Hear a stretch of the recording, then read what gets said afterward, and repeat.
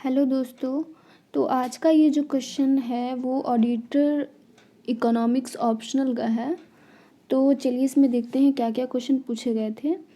इसमें जो सेक्शन 1 है इसमें कुल 6 क्वेश्चन पूछे गए थे, जिसमें से किन्हीं 3 को, और सेक्शन 2 में भी 6 क्वेश्चन जिसमें से किन्हीं 3 को लिखना होता है।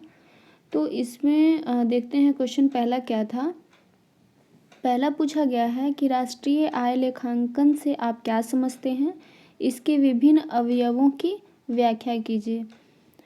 इसमें नेशनल इनकम अकाउंटिंग क्या है, explain its various components.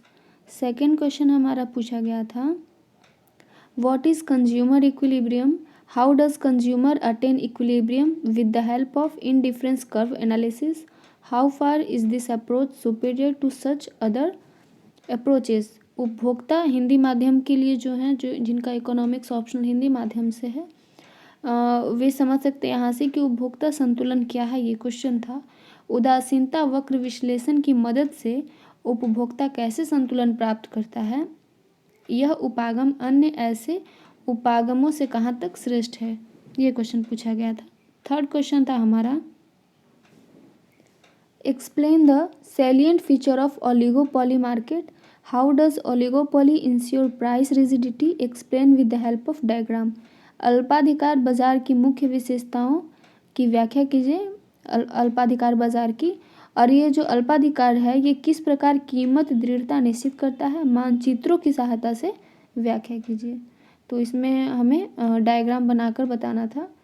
4 number हमारा जो क्वेश्चन है वो क्वेश्चन पूछा गया है, explain the structure of balance of payment of any country, what do you understand by deficit और surplus of a country's balance of trade, balance on current account and balance of payments, what is the effect of deficit in balance of payments on a country's exchange rate and imports exports. किसी देश के भुगतान संतुलन के ढांचे का विवरण दीजिए। एक देश के व्यापार संतुलन, चालू खाते पर संतुलन एवं भुगतान संतुलन पर घाटे या अतिरेक से आप क्या समझते हैं। भुगतान संतुलन में घाटे का देश के विनिमय दर तथा इसके आयात निर्यात पर क्या प्रभाव पड़ता है, इसे बताना था। नेक्स्ट क्वेश्चन हमारा पूछा गया था, क्रेडिट क्रिएशन पे था। ये क्रेडिट क्रिएशन साख सृजन की प्रक्रिया को बताइए, और जो आरबीआई का इसमें क्या रोल है, और जो व्यापारिक बैंकों की साख सृजन की क्या क्या सीमाएं हैं, ये हमें बताना था।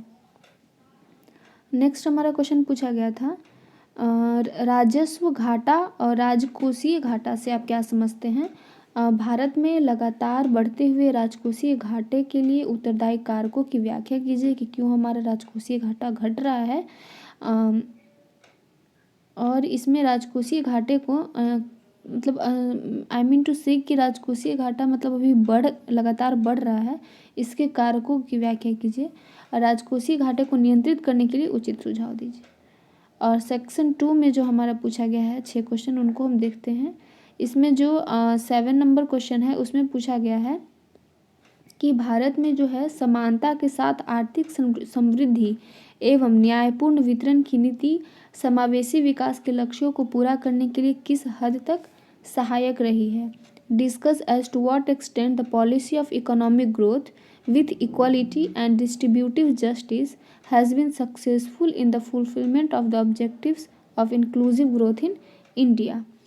8वां क्वेश्चन हमारा पूछा गया है, discuss the present industrial policy of Bihar, मतलब बिहार की जो वर्तमान औद्योगिक नीति है उसके बारे में बताएं। And examine the steps undertaken by the government to promote industrial development. औद्योगिक विकास को बढ़ावा देने के लिए जो भी उनको प्रमोट करने के लिए जो भी स्टेप्स लिए गए हैं उनके बारे में हमें बताना था।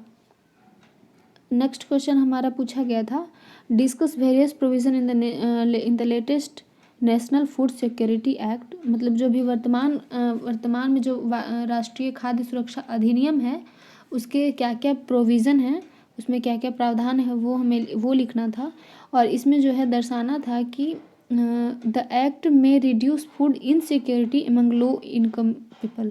जो लो इनकम पीपल लोग हैं, जिनकी आय जो है निम्न आय वर्ग के जो लोग हैं, उनके लिए यह अधिनियम खाद्य की जो असुरक्षा है उसको कम करने में किस प्रकार उसकी सहायता कर रहा है, ये क्वेश्चन ये किस प्रकार सहायक होगा, ये क्वेश्चन हमें लिखना था। नेक्स्ट क्वेश्चन हमारा था 10 नंबर का क्वेश्चन था। ये क्वेश्चन पूछा गया था कि डिस्कस शॉक्स ऑफ कोविड-19 पैंडेमिक इन इंडियन इकोनॉमी। जो इंडियन इकोनॉमी में जो कोविड-19 महामारी के कारण जो भी शॉक आया, जो भी झटका आया, उसकी चर्चा करना था और भारत कैसे इस पर काबू करने का प्रयास कर रहा है, ये क्वेश्चन था। नेक्स्ट क्वेश्चन हमारा पूछा गया था विश्व व्यापार संगठन जो WTO के अंतर्गत संचालित अंतर्राष्ट्रीय बैंक के संदर्भ में विश्व के विकसित और विकासशील देशों के मध्य कुछ विवादित मुद्दों की चर्चा कीजिए, भारत के संदर्भ में इसका मूल्यांकन कीजिए, ये क्वेश्चन पूछा गया था। Issue developed and developing countries of the world in relation to the international trade operated under the world trade organization. Next question हमारा पूछा गया था discuss different crop insurance scheme in India. जो भी फसल बीमा योजना जो है भारत में उसकी चर्चा करना था और कैसे ये योजनाएं जो हैं वो बिहार के किसानों की समस्या को कम करने के लिए सहायक सिद्ध हो रही हैं। ये हमारा क्वेश्चन था। तो ये 12 क्वेश्चन में किन्हीं 6 को हमें करना होता है। तो ये ऑडिटर का था, इकोनॉमिक्स ऑप्शनल का, और इसके अलावा जो है हम प्रोजेक्ट मैनेजर का भी क्वेश्चन लेकर आएंगे, क्योंकि GS पेपर 1 और 2 का मैंने ऑलरेडी वीडियो में डाल रखा है, आप वहाँ से देख लीजिएगा। और अब प्रोजेक्ट मैनेजर के लिए जो GS पूछे गए थे और उसमें जो ऑप्शनल के जो पेपर थे इकोनॉमिक्स के, उसको भी हम वीडियो के थ्रू लेकर आएंगे। और इसकी PDF आप मेरे टेलीग्राम चैनल जो डिस्क्रिप्शन में दिया है, आप वहाँ से इस PDF को डाउनलोड कर सकते हैं। सो आप सभी का बहुत बहुत धन्यवाद इस वीडियो को देखने के लिए। Please like and subscribe my channel and comment में आप कमेंट भी किया कीजिए, जो भी आपकी क्वेरी हो या जो भी बात हो, सुझाव हो, आप उनको ज़रूर लिखा कीजिए। Thank you so much.